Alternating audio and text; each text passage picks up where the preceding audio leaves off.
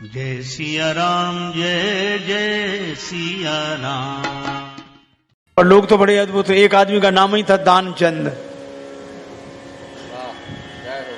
दानचंद लोगों ने व्यंग में नाम रख दिया, कभी दान न करे। दिया ही नहीं, उसने जीवन भर दान नहीं दिया। वहां से गंगा जी 12 किलोमीटर दूर थी, कभी गंगा जी नहाने नहीं गया, दान देना पड़ेगा। था खूब, देने के दिन तो थे, देने का दिल नहीं था। कुछ लोग होते हैं जिनके पास देने का दिन होता है पर देने के दिल नहीं होता। जिन बेचारों के दिल होता है उनके देने के दिन नहीं होते। उसके पास खूब, पर दान न कर। पत्नी ने कहा कुछ क्या करो, क्या करना, सब ठीक है, बढ़िया है। तो दान, अरे दुनिया कर रही, दान क्या अपने लिए बैठे हैं रहने। एक दिन पत्नी ने कहा कि तुमने कुछ नहीं किया, गंगा जी नहाया आओ। पत्नी बार बार कहती, फिर बुढ़ापा, बोले अच्छा आज जाते हैं, अधेड़ उम्र, लेकिन पैसा खर्च ना हो जाए। पैदल पैदल गया 12 किलोमीटर दूर, गंगा जी पैदल पैदल पैदल। और जब गंगा जी किनारे पहुंचा तो उसको लगा कि घाट पे जाएंगे तो पंडा दान मांगेंगे, इसलिए मुर्दा घाट पे गया। कोई मिले ही नहीं।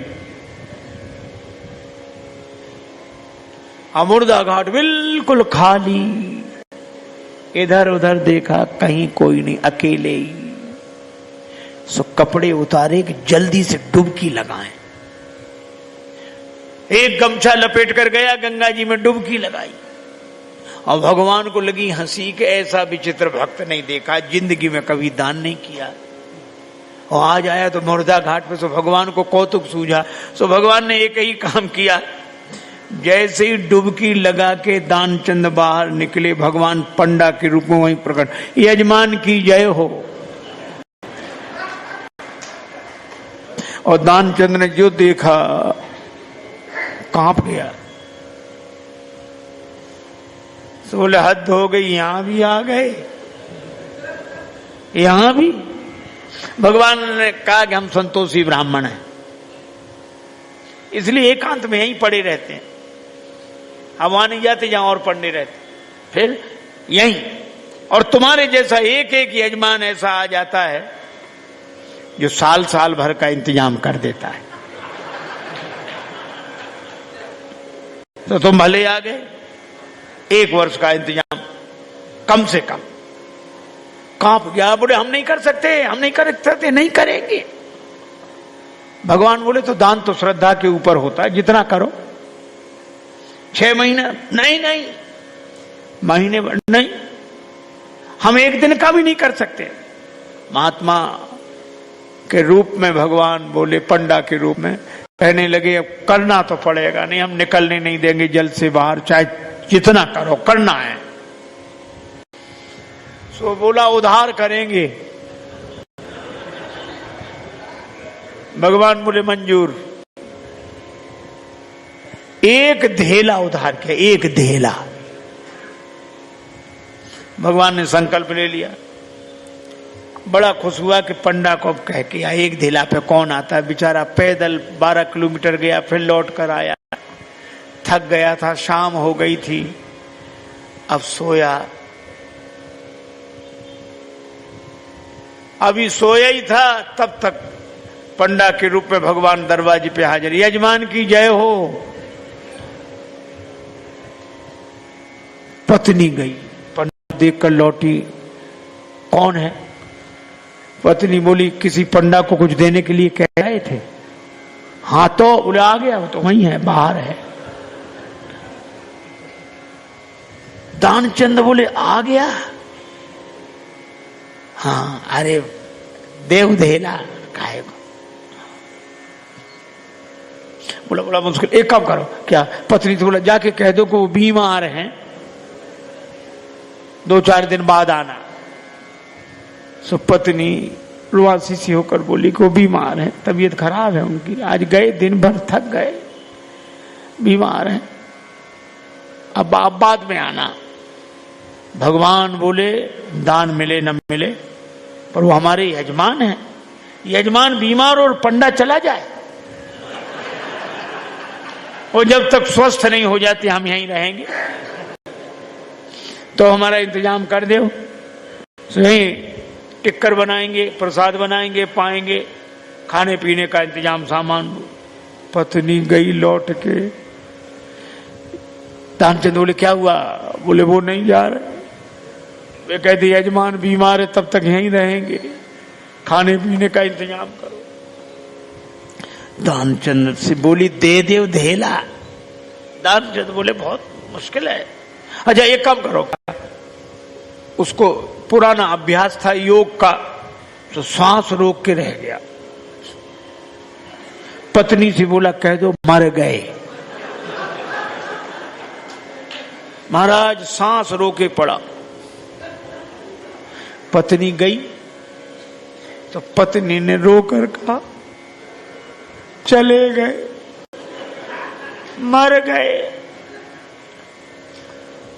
अब तो जाओ। पंडा बोले अरे राम राम राम राम, यजमान चला गया, जब तक उसका अंतिम संस्कार न हो जाए हम कैसे जा सकते हैं। अब भगवान बोले तुम महिला कहां भटकती फिरोगी, हम खबर कर देते हैं सबको। अब कह रहे भगवान अमित रूप प्रगटे ते ही काला, पूरे गांव में कहा दानचंद मर गए, दानचंद मर गए। अब गांव भर इकट्ठा। और जब वो भी ऐसा विचित्र आदमी सांस रोके पड़ा, गांव के लोगों ने मुर्दा समझ के बांध लिया। अब उसकी पत्नी सही में रोवे और रोकर कहे ये मरे नहीं हैं, ये मरे नहीं हैं। और गांव वाले कहे बहन ये तो तुम्हारा मोह है, जाने वाला तो गया। और वो कहे नहीं मरे, आज तक कई साथ था। इसलिए धीरज रखो, धीरज। अब वो कहे काहे का धीरज, नहीं मरे ये। और गांव वालों ने बांध लिया, बेचारी रोती रह गई। और वो भी ऐसा विचित्र आदमी, सांस न छोड़े, ठठरी पे रख लिया। गांव वाले चले और भगवान पीछे पीछे पंडा बने। पर भगवान ने कहा कि हद हो गई, हम कहीं नहीं हारे पर आज तो हम भी हार गए।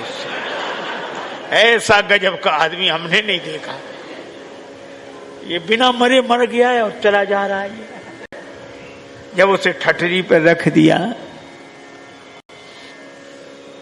भगवान बोले अब अग्नि लगनी बाकी है। एक काम करो, क्या यजमान था इसके कान में हम मंत्र बोलेंगे, ठीक है। सो भगवान कान के पास मुंह ले गए और कहा कि मैं भगवान विष्णु हूं, आया हूं बैकुंठ से तुम्हें हित नाता जोड़। मैं बैकुंठ से तुमसे नाता जोड़ कर आया हूं। दानचंद ने जो सुना कि भगवान है, तो तुरंत आंख खोल दी धीरे धीरे।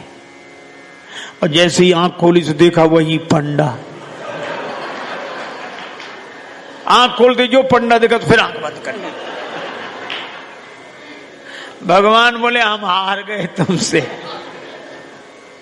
हम तुमसे कुछ नहीं लेंगे, तुम ही हमसे कुछ मांग ले, मांग ले वरदान कछु।